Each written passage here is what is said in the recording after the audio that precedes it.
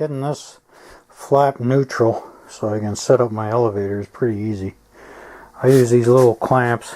They got little rubber tips on them.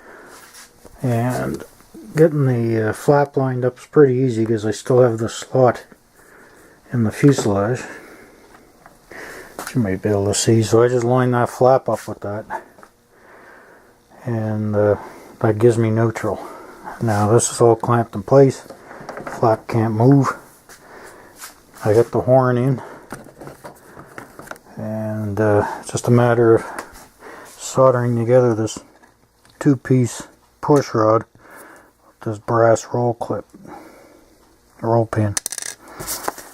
So I got them, I scruffed up the ends. So I'll just paste them and solder them after I get the length right. And of course I'll just use clamps to get this neutral. She's getting there. And also stuck the tail skid on. I bent it right around the loop so I can use it on the stooge. On the homeward leg. And then I just found out I don't have the speed controller I need. Need a 30 amp and the highest I got is a 20. So I use this acid cord silver solder. You don't want to really use electrical solder. And I soldered that guy on. That brass is really nice to solder, actually. A lot better than the steel one. And there's a guide that goes in here. You can see maybe the old line right there. But I held the flap in place and I flexed this and that didn't give an inch. So I'm not going to bother putting that on just because of the extra weight. Plus this is going to beef her up a bit. So with the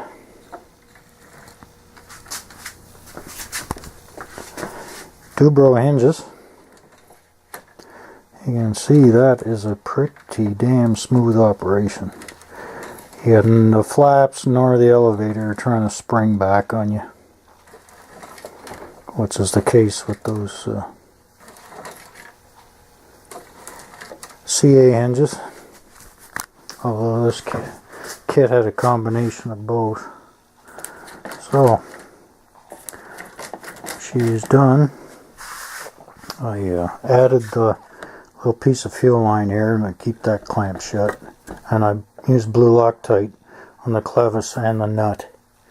And I just used that spring retainer that comes with the kit. There's no real vibration with these, so I'm not going to worry about it. Yeah. So, and I used 2 popsicle sticks and a clamp. The sticks do 2 things. They keep the whole thing straight, and of course I eyeballed the sticks, make sure they're straight, and it keeps you from the clamp from marring your beautiful finish. My new rudder, epoxied that on last night, and it's straight. It's about, the fuselage isn't, but the rudder is. And I did put it on a little bit of an angle, as you might be able to see. Just a smidgen, not too much, to go with the bow and the fuselage. Yeah. So I guess all that's left now is to put the landing gear on. I guess the next step, I just follow the instructions, and that just kind of, I find it keeps you from bouncing around and forgetting stuff. Now to get this done, and when they say the second hole, I mean the one up from the bottom. I measured the distance on the push rod, or the horn in the front, and the one here on the elevator. They should be roughly, they're pretty much the same. So second position up. That QC issue, I put this filler block in that comes with the ARF, because you put the wing in, then you slide your flaps in. So I glued it in anyway, just because. But you can see big honking gap that's in there that I gotta fill with some balsa. I'll just wedge some. I got some thin stuff here. Same stuff I used on the wing and thin CA. And I think I'll just put a nice red stripe in there to match the rudder. And the little triangle blocks I like to use in the stabilizer make it a little stronger. Especially if you're taking soil samples and hold up a little better. So I'll fix that and stripe it and stick the landing gear on, and I guess I'm going to have to scoot into Edmonton and get me a speed control. A couple of washers in the kit, I don't know what they're for, they didn't really say. I bolted the landing gear on. One of the screws is pre-bent for you, so when you crash it's already bent. You don't have to worry about bending it when you crash, it's done for you. I cleaned up, sanded up the, scruffed up one side of these washers it came with, and I just soldered it on. Because they're only giving you one wheel collar, and they're not giving you anything that, I don't know, the wheels do jam up when they hit that. So I just use a piece of silicone, I get it nice and square to hold that washer, and then I just solder it on there. So that's done. Next, let's throw those chintzy wheels on there. I had to drill them out with a 1/8 drill bit to get them to fit over the axle. But that's not a big deal. Okay, get the wheels on. Oil them up a bit.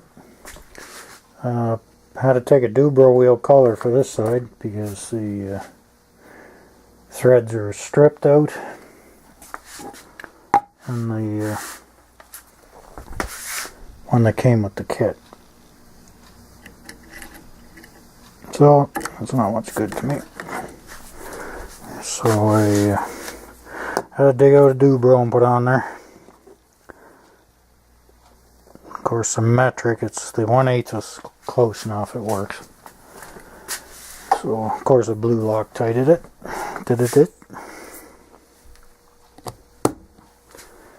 And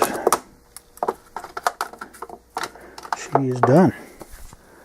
All I got left to do now is get a speed controller for it.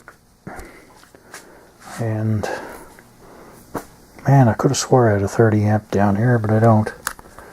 But she is ready to hunt gophers, or I mean fly. Hopefully you won't hunt gophers with it. And this turd here is going to get converted to electric. So yeah, it's not a bad looking model really. Some issues. Definitely had some issues putting her together. The covering is not great, but I'm pretty sure this is probably one of their very early ARFs. And now the Great Hobbies is where I bought it from, and it's been in stock a long time. So don't know if they got any better or not. I have a couple more Brodak ARFs, or one's on almost ready to cover. The other one is covered, they're vectors. Hopefully I don't run into this stuff. I'm going to have to pick up a 40mm spinner for it. And I'm not going to make it to the hobby store tonight. They closed 5. So there she is, sitting on top of the Skyray box. So red stripes on her, just to hide the fugliness here. I put the piece of wood in there to fill that gap, and kind of blends with the fin, I guess. It's not too bad. So to finish her up, I gotta get the speed controller, propeller adapter. I don't have one. That stupid thing that comes with this bolts on the back, so radial mounted. So I have a little E-flite jobby. These things are great. I love these things. They're small, they're light, and they work good. Here's the stuff from the kit I didn't use. It's all hinges pretty much. Mentioned before, these are pretty lame, stiff, and they got no crimp on the end of the pin so they can walk out of there. Probably wouldn't in this setup, but it's got nice Dubros on her now. Really smooth. Elevator and flaps, really nice and smooth. So tomorrow, off to the hobby store, pick up a couple of doodads. And propeller, I think I have a 9.5, I'll have a look. I'll have to buy a spinner for it too. Almost finished.